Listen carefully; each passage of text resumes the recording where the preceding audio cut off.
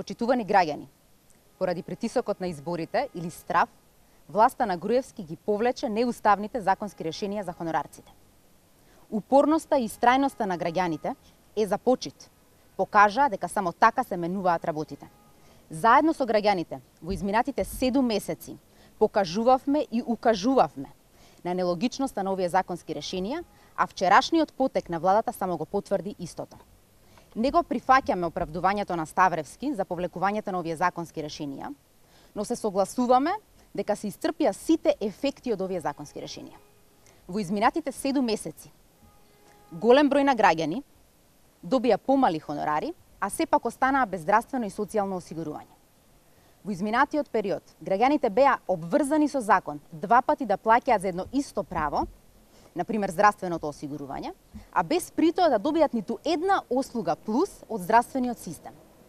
Овие закони беа донесени само и само за да ги наполнат празните буџети на Фондот за здравствено осигурување и Фондот за пензиско и инвалидско осигурување. По ова признание на владата на Груевски и ВМРО-ДПМН бараме власта да ги обештети сите граѓани кои што во минатиот период уредно си ги плаќаа наметнатите придонеси за хонорарите. Го повикуваме и Уставниот суд конечно да донесе одлука за неуставноста на овие закони.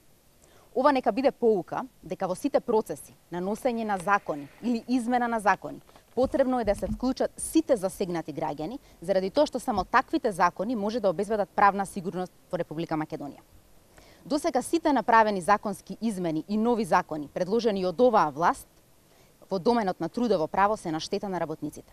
Полека, но сигурно доаѓа времето кога Груевски и ВМРО-ДПМН ќе мора да поднесат одговорност за штетните политики кои што директно го осиромашија македонскиот народ. Благодарам.